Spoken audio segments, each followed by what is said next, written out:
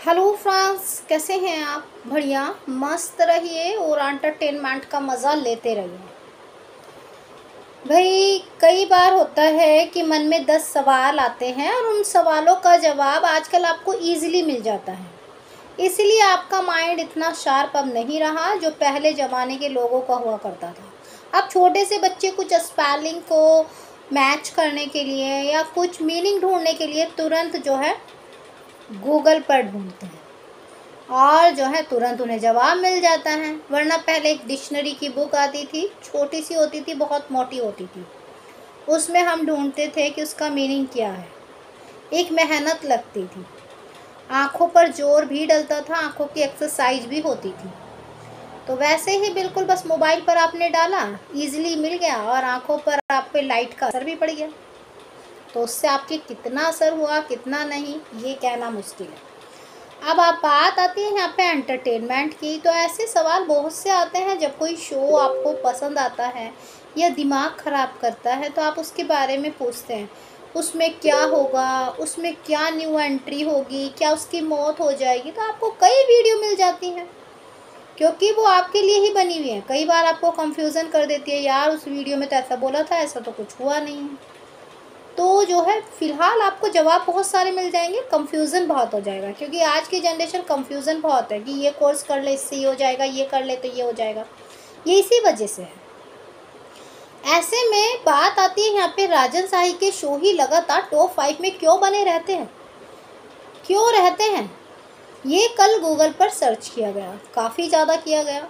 ऐसे में जवाब काफ़ी अपने अपने कमेंट के अनुसार दिए हुए थे कि राजन शाही ने तो बीआरसी को ख़रीदा हुआ है, तो किसी ने लिखा था स्टार प्लस पे है ना, तो किसी ने लिखा था प्राइम टाइम है ना, तो किसी ने लिखा था कि राजन शाही के शो में दम है ना, तो किसी ने लिखा भाई कॉन्सेप्ट काफ़ी हटकर है, तो किसी ने लिखा कि वो अपने शो पे पूरा ध्यान देते हैं, तो किसी ने लिखा कि जो है झूठी, जब भी सर्च कम होता है तो झूठी खबरें फैला देते हैं। इस तरह का जो है मीनिंग दिए गए हैं। लेकिन आप सच में अपने दिमाग का इस्तेमाल अगर करते हैं तो यकीनन आपको पता होगा कि राजन शाही अगर बीआरसी में पैसे देकर टीआरपी खरीद सकते तो बातें उक्कू चनकही को क्यों नहीं बचा लिया उन्होंने, जिसके ऊपर उन्होंने 1 करोड़ रुपया प्रमोशन में खर्च किया था। सबसे ज़्यादा सर्च किया जाने वाला यानी कि सबसे ज़्यादा प्रमोशन किए जाने वाला शो अब तक का 2022 से 2024 में जो शो है वो है आपका बातें कुछ अनकही सी, जहाँ पे राजन शाही ने 70 लाख से लेकर 1 करोड़ तक प्रमोशन में खर्च किया। तो फिर क्यों नहीं उन्होंने बीआरसी को सीधा दे देते, टीआरपी आ जाती भरपूर। क्यों कुछ महीनों में ही बातें कुछ अनकही बंद हो गया।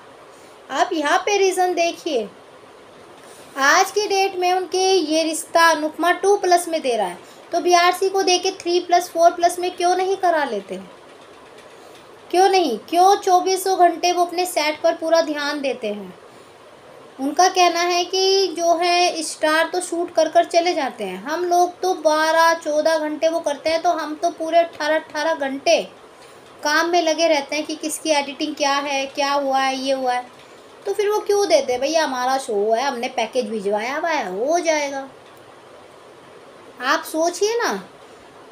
ऐसे में राजन शाही के 2 शो चल रहे हैं, ये बेस्ट है कि वो स्टार प्लस पे है। अगर अभी किसी और अदर चैनल पे होते तो मे भी इतना बड़ा सफ़र नहीं करते। ऐसे में स्टार प्लस पे है, बेस्ट टाइमिंग 9 o'clock की भी है, 8 o'clock की भी है, 8:30 की भी है, ऐसा आप नहीं कह सकते। और अनुपमा तो हमेशा 6 महीने में खतरे के सामने खड़ा होता है, बिग बॉस के सामने। तो सोचिए उसके लिए तो ज़्यादा चुनौती है, चुनौतियाँ भरी हुई हैं। तो ऐसे में जो है अगर बात करें कि राजन शाही, असलियत बात क्या है कि राजन शाही के शो टॉप 5 में क्यों बने रहते हैं। देखिए, वो एक काफ़ी बड़े निर्माता हैं, उनकी मोम उनके साथ हैं, उनकी फैमिली के कई मेंबर उनके साथ हैं जो सिर्फ 2 शो पे फोकस करते हैं। अगर आप अकेले हैं तब भी आप 2 शो को नहीं संभाल सकते, एक शो पे आप पूरा फोकस कर ले, यही बहुत बड़ी बात है। ऐसे में उनकी पूरी टीम उनके साथ है, अब से नहीं जुड़ी हुई है, कई सालों से जुड़ी हुई है। ऐसे में उनकी फैमिली मेंबर भी इसी चीज़ में है। तो ऐसे में 2 शो पर अगर आप इतना बड़ा फोकस कर लेंगे, 2 शो पे इतने % फोकस करेंगे तो शो कहीं नहीं जाएगा, टॉप में ही बना रहेगा। ऐसे में जो है वो अपने शो पर फुल फोकस रखते हैं। रोज़ के एपिसोड वो पहले देखते हैं कि जो टेलीकास्ट होंगे पहले हम देखेंगे कि क्या है, ताकि कल कोई जरा सा सीन वो ना हो जाए तो कंट्रोवर्सी में ना आ जाए। दूसरा जो है वो अपने सेट पर लगातार अपनी टीम से बातें करते रहते हैं, क्या हो रहा है, कैसे हो रहा है, कब होगा, क्या है, स्टोरी क्या है, वो सब। ऐसे में जो है इसीलिए उनके दोनों शो टॉप 5 में बने हुए हैं। जब उन्हें लगता है कि अब स्टोरी हमने बहुत दिखा ली है, जितनी टीआरपी हमें निकालनी थी हमने निकाल ली है, और अब हमारे शो पे कहीं ना कहीं टीआरपी का प्रेशर भी पड़ रहा है, तो वो फिर जो है लीप की तैयारी करते हैं, और इसीलिए उनके लगातार लीप सक्सेसफुली लिस्ट में छाए जाते हैं। अब अनुपमा का लीप का जो टीआरपी है वो तो अगले हफ्ते आएगी, लेकिन फिलहाल जब 2.3 है तो 2.56 तक तो जाएगी ही जाएगी, क्योंकि मोस्टली लीप के बाद इतनी टीआरपी बढ़ना बनता है। तो इसीलिए राजन साही के शो लगातार टॉप 5 में बने रहते हैं। वजह है कि उनकी टीम बहुत बड़ी है, शो सिर्फ 2 ही है पर टीम बहुत बड़ी है।